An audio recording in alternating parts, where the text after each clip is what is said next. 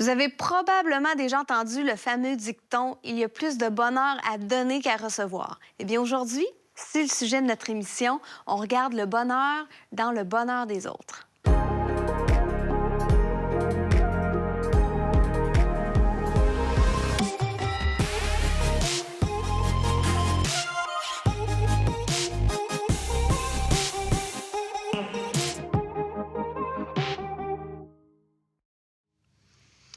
Bienvenue à l'heure de la bonne nouvelle. On poursuit notre série à la recherche du bonheur et on est avec Samuel Plante. Salut tout le monde, salut Val. Salut, bienvenue à l'émission. Merci, toujours content d'être ici dans ces beaux divans-là à jaser avec toi de sujets pertinents. Oui, puis aujourd'hui on parle du bonheur des autres, de donner, d'être généreux. Est-ce que ça peut procurer du bonheur? C'est une bonne question. Est-ce que le sacrifice de soi en prévision du bonheur de l'autre peut vraiment conduire à une vie plus heureuse? Puis, on s'entend, on a besoin du bonheur, là. Oui. J'ai sorti une statistique récemment. Selon l'indice de l'ONU de bonheur mondial, on est passé de 5e à 15e. Le Québec Oui, ou le Canada au complet. Le Canada au complet. En 10 ans. Donc, il y a une petite chute au niveau du bonheur ces temps-ci. Quand même, c'est majeur. Oui. 5 à 15, c'est gros. Puis au Québec aussi, il y a une couple de stats qu'on a regardé. Le don de charité médian au Canada était de 280 en 2013, mais seulement 130 au Québec. On donne moins. On serait-tu un peu gratteux? Un peu malheureux, un peu gratteux. Ça va pas bien, notre affaire. Bon, on donne moins de temps aussi. Moins Donc, de temps? Moins de bénévolat? Oui, moins de bénévolat. Beaucoup, là.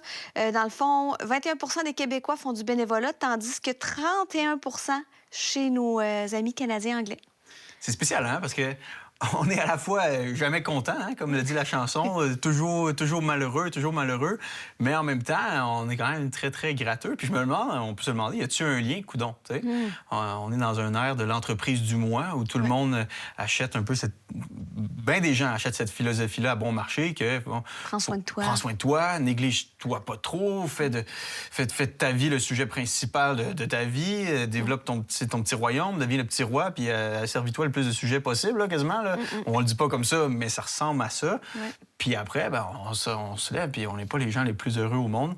Alors, je parie qu'il y a un décalage entre notre sagesse pratique et notre soif de bonheur. Le bonheur ne se trouve pas dans le fait de centrer notre vie, nos motivations, notre richesse sur nous-mêmes. Sur notre nombril. Sur notre beau nombril. Notre beau petit nombril. Et on est allé poser la question en Vox Pop. Justement, on va voir un peu qu'est-ce que les gens ont à dire de cette question. On leur a demandé, y a-t-il plus de plaisir à donner qu'à recevoir? Je pense que c'est quand même une bonne affirmation. C'est sûr que donner du bonheur, c'est bon pour tout le monde. Personnellement, c'est satisfaisant. Ça donne beaucoup de gratitude puis de gratification d'avoir l'impression que tu donnes du bonheur à des gens, ceux qui sont dans le besoin ou pas nécessairement. Personnellement, j'y crois. J'ai plus de plaisir et de satisfaction à rendre les gens heureux autour de moi que de recevoir. Je pense que c'est vrai. Je pense que ça fait partie d'un grand bonheur de la vie. Là. Oui, moi, j'aime mieux donner. Okay. Oui, moi, je suis plus heureuse quand je donne quelque chose. Et moi, mettons, comme moi, là, je me promène dans la rue, là, je donne une cigarette. OK, une cigarette, c'est pas bon pour la santé, mais le monsieur, là... Il est content d'avoir ma cigarette, même si ma cigarette, là, elle m'a coûté 1 pièce. Pour lui, là, ma cigarette, là, je viens de lui donner, là, elle vaut 100 pièces. C'est toujours plus plaisant de donner, parce qu'on se donne même à soi-même quand on donne aux autres. Donc, on donne, on reçoit aussi à quelque part. En donnant du bonheur aux autres, on se sent aussi heureux et on reçoit. Plus qu'on donne, plus qu'on reçoit. Il y a beaucoup plus de plaisir à donner parce que tu rends heureux l'autre personne, donc ça te fait plaisir toi-même. Plutôt que recevoir, tu penses plus à toi. J'ai aimé le gars qui disait qu'il était content de donner une cigarette. Juste que tu saches, si tu m'offres une cigarette, ça va pas me remplir ton bonheur. Justement, t'en veux-tu? Mais c'est vrai que ça nous fait donc plaisir de donner. Puis il y a un monsieur qui a dit, dans le fond, quand tu donnes à toi-même aussi. Puis c'est vrai, puis ça me rappelle, mon mari est très introverti. Donc, pas beaucoup expressif. Puis moi, un peu trop, des fois. Ah ouais? Je l'aime ça, quoi? Oui. Puis dans les débuts, quand on sortait ensemble, j'ai donné des cadeaux. Puis il était comme, ah, merci, super. Puis moi, j'étais comme, ah, ça y est, il est pas content. Puis là, j'étais tellement déçue. Puis jusqu'à temps que j'en parle, puis il dit, non, mais Val, tu m'as-tu déjà vu sauter dans les airs? J'ai fait, ouais, non. Il dit, c'est mettons que je te dis, ah, merci, je suis vraiment content. Fait qu'il a fallu que je m'adapte, mais. Fait que t'étais content de voir qu'il était content, même si ça avait pas l'air. Oui, c'est ça, parce qu'on dirait que c'était pas aussi le fun de lui donner un cadeau si ça y faisait pas ça y amenait pas du bonheur. Ah, c'est bon comme exemple. Tu sais, ce qui m'étonne, moi, c'est que c'est une conviction unanime. Là. Tout le monde est d'accord pour dire. Il y en a pas un qui s'oppose à dire, ben non, effectivement, c'est une conviction qui est difficile à affirmer parce que après, il faut que tu la mettes en pratique. Mais au niveau théorique, tout le monde est prêt à dire, ouais, il y a vraiment une joie supplémentaire qui surplombe le fait de garder notre joie pour nous-mêmes. La joie, par définition, on dirait se partage, se donne, s'offre, se sacrifie. Oui. Et ça, pour moi, c'est la preuve que le christianisme a fait une révolution énorme dans la pensée occidentale, à un point tel que probablement que ces gens-là ne sont pas tous croyants, mais ils ne savent pas. Ils croient dans un principe profondément chrétien tiré de la Bible, de la bouche même de Jésus. On aurait fait le même vox pop dans un ère pré-chrétien, dans une civilisation romaine, par exemple, et on aurait eu le contraire. Non, il faut devenir les plus forts, faut se battre, c'est la loi du plus fort, il faut éliminer les plus faibles. Je veux dire, si Dieu n'existe pas, pourquoi se sacrifier? Pourquoi se donner? Pourquoi prendre soin de l'autre? Donc, c'est pour moi la conviction qu'on nage dans une eau qu'on ne voit pas. On respire les bénéfices d'une révolution chrétienne, même ici au Québec, 2000 ans plus tard. On prend une courte pause et on revient avec la suite sur le même sujet. Vous avez des questions ou des commentaires sur ce que vous venez d'entendre? Contactez-nous par téléphone ou réagissez sur les médias sociaux.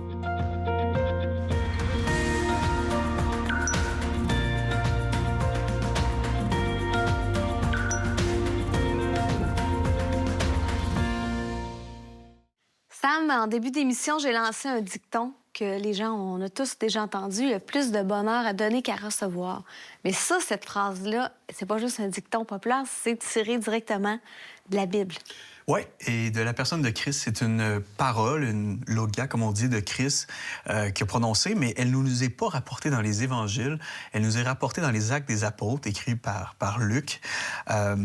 Et ce qui est intéressant, c'est que c'est ça, on a beaucoup de dictons puis de principes de sagesse commune qui viennent de la Bible, mais on ne le sait pas souvent. Tu sais, tendre l'autre joue, le baiser de Judas, pour parler de quelqu'un qui est un traître, pleurer comme une madeleine, toutes sortes d'expressions, être un bon samaritain. Ouais. On les nomme, puis c'est des principes même que plusieurs personnes embrassent et vivent, mais ne savent pas qu'ils découlent directement de la sagesse biblique. Et j'aimerais aller lire le contexte à notre plus grand bénéfice dans les Actes des Apôtres, chapitre 20. Dans quel contexte est mentionnée cette parole-là? Il y a plus de bonheur à donner qu'à recevoir. Et maintenant, dit l'apôtre Paul, « Je vous confie à Dieu et à la parole de sa grâce qui a la puissance d'édifier et de donner l'héritage parmi tous ceux qui sont sanctifiés. » Parmi tous les chrétiens, on pourrait dire. « Je n'ai désiré ni l'argent, ni l'or, ni les vêtements de personne. Vous savez vous-même que ces mains, parlant des siennes, hein, ces mains qui ont travaillé, ont pourvu à mes besoins et à ceux de mes compagnons. En tout, je vous ai montré qu'il faut travailler ainsi pour venir en aide aux faibles. » Et retenez ça, venir en aide aux faibles. Et se rappeler les paroles du Seigneur Jésus, hein, qui sont un peu le moteur derrière, qui lui-même a dit « Il y a plus de bonheur à donner qu'à recevoir. » Ici, l'apôtre Paul pressent que sa vie ne tient qu'à un fil. Il va se rendre à Jérusalem prochainement et il pressent qu'il va être arrêté pour avoir prêché l'Évangile. Il va être arrêté pour avoir été jusqu'au bout de ses convictions-là, que Jésus est vraiment le Messie. Et il parle aux anciens d'Éphèse et relate un petit peu le contexte de son ministère en disant... voyez, j'ai été irréprochable. Je vous ai donné le meilleur que ce que je pouvais donner. Et il mentionne qu'il a travaillé pour pouvoir non seulement subvenir à ses propres besoins, mais il a travaillé pour prendre soin des gens, des plus démunis autour de lui, ses compagnons d'abord, mais aussi des plus démunis. Une idée fascinante, hein? Oui. Je ne sais pas si tu savais, mais Jean Calvin enseignait le contraire des 10 commandements. Il les enseignait à la positive. Si je te demande, par exemple, c'est quoi le contraire de voler? C'est donner. C'est donner. Mais pour donner, qu'est-ce qu'on doit faire? On doit avoir de l'argent. Puis pour avoir de l'argent, on doit faire quoi? On doit travailler. On doit travailler. D'où vient cette haute éthique du travail protestant? Parce qu'il était prêché que pour donner, le contraire de voler, il faut avoir des sous. Cette idée-là s'inscrit dans la parole même de Christ, une éthique de la générosité, mais radicale. Ouais. Et c'est ce qu'on a vu s'établir dès les premières communautés chrétiennes. Il est rapporté que tous mettaient en commun pour prendre soin des plus faibles. C'est vrai. Il y avait un service d'aide aux plus démunis, aux plus faibles, aux veuves. Hein, on le voit même, une organisation pour prendre soin des plus faibles. C'est une éthique robuste de l'entraide. Oui, c'est ça. Tout le monde, il n'y avait personne qui était laissé pour compte ou dépourvu. Tout le monde était pris soin. Et ça, c'était quasiment choquant, hein, parce que c'était pas une idée qui était très populaire à l'époque. Hein. L'idée que chaque pauvre, chaque démuni méritait un traitement de bienfaisance parce qu'il avait une dignité humaine, c'était pas populaire là, à l'époque. Là. Non, au contraire. C'est les chrétiens qui ont amené les premiers orphelinats, c'est les chrétiens qui ont pris soin des enfants. À l'époque, on pratiquait l'exposition, c'est-à-dire que si je voulais une petite fille puis finalement j'ai un petit gars, ou c'était souvent l'inverse, hein, on voulait un petit gars, on veut pas la petite fille, alors cette petite fille-là, on l'amène sur le bord du chemin, ou on l'amène dans un dépotoir et on la laisse mourir. On la remet aux dieux. Mais qu'est-ce que faisaient ces chrétiens? Ils allaient récupérer ces enfants mis dans des dépotoirs ou sur le bord de la route. Ils construisaient des orphelinats, ils prenaient soin des pauvres avec une générosité gênante. Les païens disaient, les non-chrétiens disaient, là, c'est un petit peu malaisant parce que non seulement vous prenez bien soin de vos pauvres, mais vous prenez soin de nos pauvres aussi. Et ils posaient la question, pourquoi? N.T. Wright, un historien théologien que j'aime beaucoup, nous explique le contexte. Voici ce qu'il dit. Les gens regardaient ces drôles de chrétiens qu'ils avaient toujours trouvés bizarres pour toutes les raisons habituelles et ils disaient « Pourquoi avez-vous fait cela? Pourquoi avez-vous fait ce bien-là? Pourquoi êtes-vous venus nous soigner? Nous ne sommes pas votre famille, on n'est pas votre clan, hein? On n'est pas de votre patrie, on n'est même pas de votre croyance. Nous ne sommes pas votre tribu. » Et voici ce que les chrétiens répondaient. C'est parce que nous suivons cet homme appelé Jésus, qui a fait le bien et a touché des lépreux et des cadavres, risquant l'impureté pour apporter la santé. Dans la vie même de Jésus, c'est exemplifié et c'est incarné, cette parole. Ouais. Il y a plus de bonheur à donner qu'à recevoir. Jésus est le don de Dieu pour l'humanité. Sa vie démontre qu'il n'est pas venu pour se faire servir, mais il est venu pour s'offrir et servir jusqu'au bout. Et les apôtres, les premiers chrétiens, étaient profondément marqués par cette parole. Et ce qui nous donne l'impression, c'est qu'ils avaient vraiment découvert la réalité suprême de cette vie. Ben voyons donc, le bonheur là, n'est pas dans le fait de centrer notre monde sur nous, mais dans le fait de se donner, puis de se donner jusqu'au bout, comme ce Jésus-là en croix qui est allé au bout dans son amour, sa générosité, son pardon. Ça, c'est la vie. Moi, je rencontre tellement de gens qui sentent leur monde autour d'eux comme si le monde tournait autour de leur propre personne. Et ils me disent, je suis malheureux. Mais oui, mais tu sais pourquoi tu es malheureux? Parce que tu as organisé ta vie contre la nature même de la réalité. Le cœur de cette vie, c'est Jésus-Christ sur cette croix qui se donne. Le monde est enchevêtré dans la catégorie du don. C'est quoi être en couple, ne serait-ce que se donner l'un à l'autre? C'est quoi avoir des enfants, ne serait-ce que de se donner, se sacrifier pour leur vie? Tu connais ça plus que moi. Un bon parent met tout en place pour donner à ses enfants. Puis même l'éducation offre un toit, mais c'est avec joie qu'on le fait. C'est quoi aller travailler, ne serait-ce que de se sacrifier pour pouvoir répondre à nos besoins, mais aussi des gens autour de nous, notre famille, pour pouvoir construire un avenir heureux pour nos enfants? C'est quoi aller à l'armée, ne serait-ce que de se sacrifier pour la sécurité de notre patrie? C'est quoi devenir politicien, ne serait-ce que de se sacrifier pour le bien commun, la vie bonne de la société? C'est quoi l'amitié, ne serait-ce que de se sacrifier pour développer, pour se donner à l'autre tout ce qu'on est, pour qu'il nous donne aussi en revanche, tu sais? Ouais. Ce monde respire le sacrifice de Christ. Et c'est pour ça que n'importe qui veut être heureux n'a pas le choix de considérer la personne de Jésus. Parce que quelqu'un pourrait dire, ouais, Sam, moi, j'aime tes petits speeches, là. Vous, les chrétiens, vous êtes cute, là, avec votre Jésus, puis ouais, c'est vrai que c'est un bon exemple, un bon guide moral. T'as pas compris. C'est pas le fait de piger au hasard des valeurs comme ça, à bon marché, qu'on trouve dans la Bible, qui fait de toi une personne heureuse. C'est de recevoir le don de Dieu dans ta propre vie et de t'accrocher à ce don-là comme étant la nature même de l'existence qui bouscule ton cœur et ta vie. C'est pas que tu deviens parfait, mais tu réalises que le bonheur est vraiment dans l'absence de l'égoïsme, de l'orgueil, de l'autosatisfaisance. Le bonheur dans le fait de s'offrir jusqu'au bout. Parce comme Jésus. Comme Jésus. Pardonner parce qu'on a été pardonné, aimer parce qu'on a été aimé. C'est vraiment le mouvement qu'on voit dans la Bible. C'est une réponse qui manque de perspective, de dire je veux les valeurs, mais je veux pas la personne de Christ lui-même. À un certain moment donné, il va te manquer du carburant pour aimer jusqu'au bout. Ouais. Où tu vas commencer à te sacrifier pour les gens, pour ce qu'ils peuvent t'amener en retour. C'est ça. Et ça rend malheureux. Ça rend malheureux. Et c'est pas ce que Jésus a fait. C'est pas l'exemple qu'on a eu. Un amour parfait, le cœur de Dieu qui aime profondément. On sent le cœur du Père qui est passionné, qui est prêt à envoyer son Fils.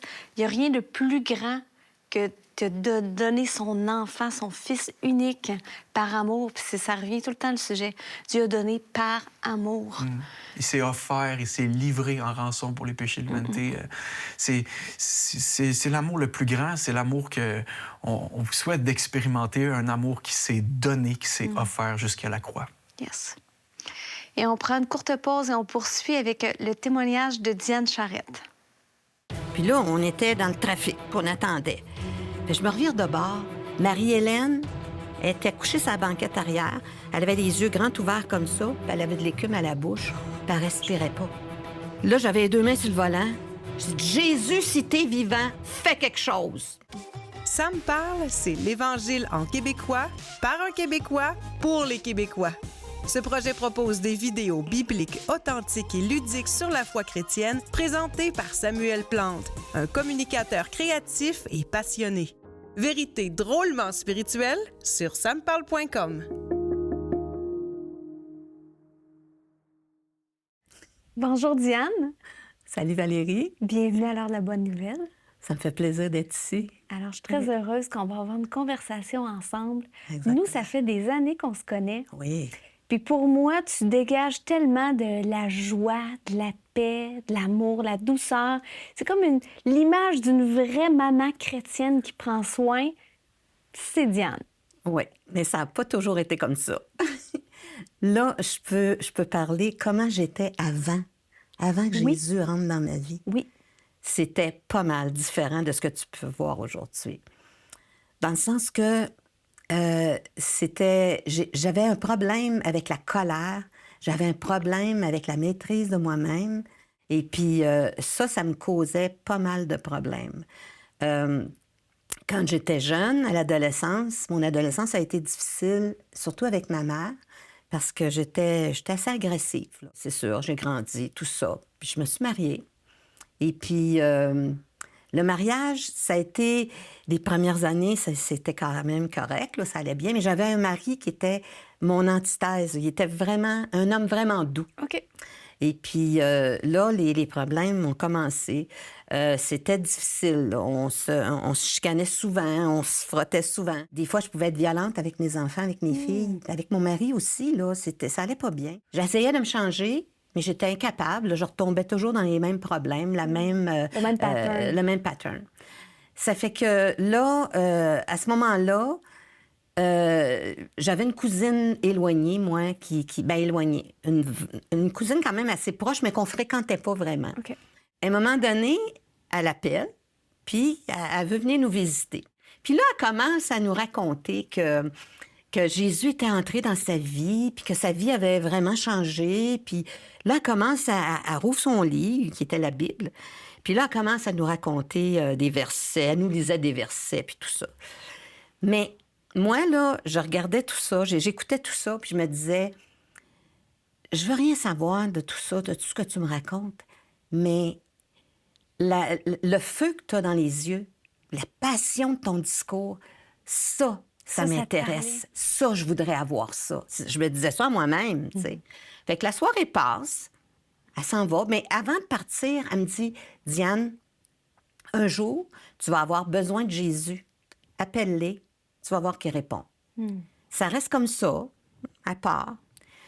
Quelque temps après, Mon mari me dit, il dit, je vais t'acheter une petite auto usagée pour que tu puisses aller faire tes commissions, puis aller au médecin avec les enfants, tout ça. J'avais l'auto devant la porte. Mon mari, il dit, prends-la pas tant que je ne l'ai pas inspectée en profondeur, tu sais.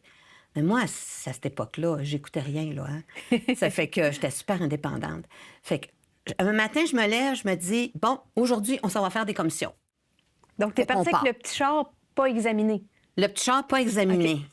Puis les 2 enfants, c'est la banquette arrière. Ça fait qu'on part. Je trouvais que les enfants étaient tranquilles. Il me semble que d'habitude, les enfants, tu sais, ça chamoyait un peu dans l'auto. Il n'y avait rien, c'était tranquille. Puis là, on était dans le trafic, puis on attendait. Fait que je me revire de bord. Hey, l'image d'horreur, là. Marie-Hélène était couchée sur la banquette arrière. Elle avait les yeux grands ouverts comme ça, puis elle avait de l'écume à la bouche, puis elle respirait pas. Mon petit voisin, lui, il respirait encore, mais vraiment avec difficulté. Là, j'avais les 2 mains sur le volant. C'est là que la fameuse phrase que ma cousine m'avait dit, là, est revenue à mon esprit. J'ai dit, Jésus, si t'es vivant, fais quelque chose. Là, l'adrénaline que j'ai eue, là, je me suis mis sur l'accotement. J'ai ouvert mes lumières d'urgence, j'ai klaxonné, j'ai dépassé en me souvenant qu'il y avait une sortie avec une polyclinique pas loin. Je me suis en allée direct. J'ai brûlé des feux rouges, là. Je me suis en allée direct à la polyclinique. J'ai dit à la secrétaire, venez la chercher. J'ai dit, elle est morte. J'ai dit, j'ai un petit garçon dans l'auto. S'il vous plaît, allez le chercher. Je suis rentrée. Ils ont pris la petite, ils l'ont rentrée dans un bureau de médecin. Il y a eu 3 médecins dessus, là. Moi, j'étais assise dans la salle d'attente, puis j'attendais. À un moment donné, il y a un médecin qui sort du bureau. Il dit, madame, il dit, c'est correct. Il dit, votre fille est vivante. Mais il dit, qu'est-ce qui s'est passé? Fait que là, j'y raconte comment moi, je me sentais, puis tout ça. J'avais un gros mal de tête, là. Puis j'ai dit, c'est un auto usagé, puis tout ça. Il dit, madame, il dit, ça ressemble beaucoup à une intoxication au monoxyde de carbone. Là, je me suis mis à pleurer, là. Là, j'ai pleuré toutes les larmes de ma vie, vraiment, là. Puis je me suis rendu compte que mon cri, il avait été entendu. Et puis, ma vie, à ce moment-là, là, a complètement basculé. Qu'est-ce qui s'est passé? Comment tout le reste de ça s'est installé? Parce que là, tu as crié à Jésus, mais comment tu as vraiment découvert Jésus par la suite? J'ai commencé à lire le Nouveau Testament. Je pense que ça m'a pris 3 semaines, j'ai passé à travers. Moi qui n'étais pas une fille qui lisait là, avant, là, j'ai passé à travers le Nouveau Testament. Puis les paroles de Jésus ont commencé à transformer beaucoup, beaucoup de choses dans ma vie. Quand tu faisais ta lecture du Nouveau Testament, tu dis, les paroles, ça me percutait. Qu'est-ce qui est venu te chercher le plus profond? Le plus profond des paroles de Jésus, c'était quand Jésus il y a son entretien avec la femme samaritaine, tu sais, il dit, moi, l'eau que je peux te donner, c'est de l'eau qui va jaillir jusque dans la vie éternelle, tu sais. Puis, il y avait des eaux vives pour moi. Okay. Et puis, puis il y a un autre passage, à un moment donné, dans Jean, au chapitre 7, je pense, ça dit, Jésus dit, celui qui a soif, qu'il vienne, celui qui croit en moi, des fleuves d'eau vive vont sortir de son sein, comme dit l'Écriture, c'est tel quel. Ça, là, je lisais ça, puis je me disais... Il y a quelque chose, Seigneur, il y a quelque chose. Là, Seigneur, fais quelque chose dans ma vie, change-moi, fais quelque chose. Là, c'était un peu ça que tu recherchais avant, hein? Que tu es venu au bout, tu disais, j'arrivais pas à changer. Non. Et là, dans le fond, la Bible, Dieu te révélait que ta vie, ça pouvait être comme un fleuve un fleuve d'eau vive. Un fleuve de vie. Oui, un fleuve d'eau vive. Jusqu'à l'éternité. Oui, puis ça, j'ai vécu ça vraiment, là. J'ai vraiment vécu ça. L'Esprit de Dieu m'a touché fort. J'ai vraiment été libérée de tout ce que j'avais à l'intérieur. Et puis, ce qui s'est installé, c'est vraiment de la douceur. J'ai comme fondu, puis ce que le Seigneur a mis à la place, ça a été de la douceur. Parce que Jésus, c'est la clé. C'est vraiment la clé du bonheur. C'est vraiment celui qui donne vraiment la paix, puis une paix durable qui va durer jusque dans l'éternité. Les fleuves d'eau vive, ils vont couler jusque dans l'éternité. C'est ça que je te disais tantôt. Et puis, c'est ça ton bonheur. C'est Jésus qui c'est fait Jésus. ton bonheur. Moi, je suis une amoureuse de Jésus. Jésus, c'est ma source de vie. Merci, Diane, pour ton partage. Ça me fait super plaisir. Le site web de l'Heure de la Bonne Nouvelle vous permet de voir les émissions de la série en cours et de visionner celles des années précédentes. Dans la section Liens utiles, nous identifions plusieurs liens Internet donnant accès à du contenu évangélique de qualité. On y retrouve une tonne de moyens concrets pour vous aider à poursuivre et enrichir vos réflexions.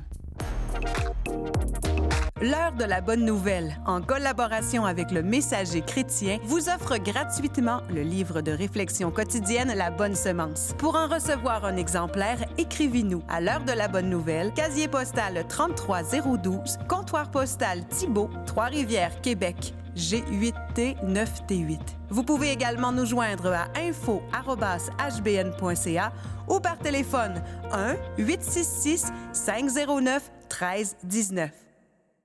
Alors, Sam, pour conclure cette émission, on va commencer en regardant un passage dans la Bible dans Tite 2,14.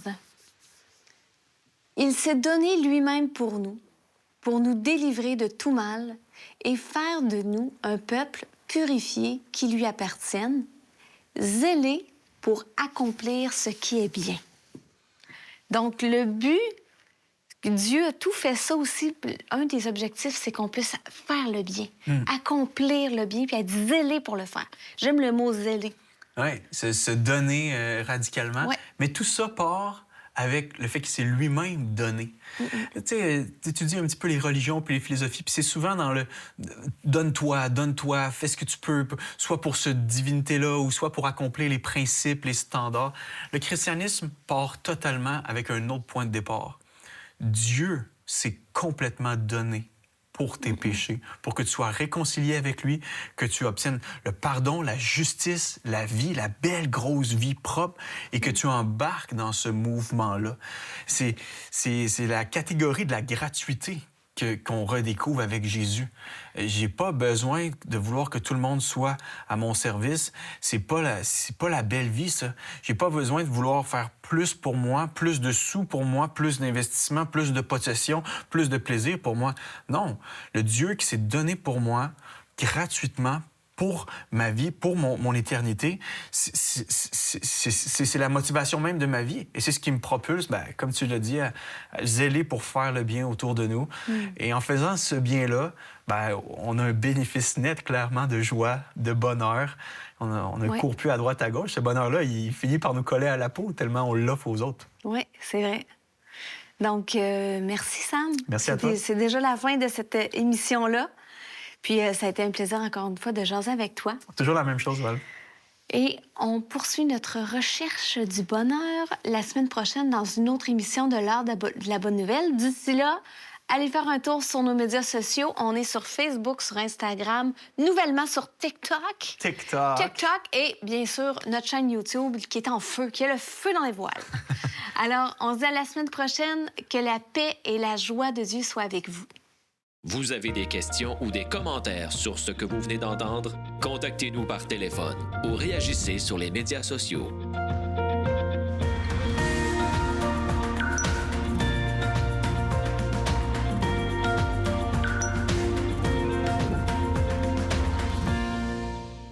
La femme samaritaine, c'est une dépendante affective. Jésus l'a interpellée, a parlé avec elle, il a initié la conversation et cette femme-là a vécu quelque chose de spirituellement très, très, très fort, à un point tel qu'il y a même eu un réveil dans le village après coup.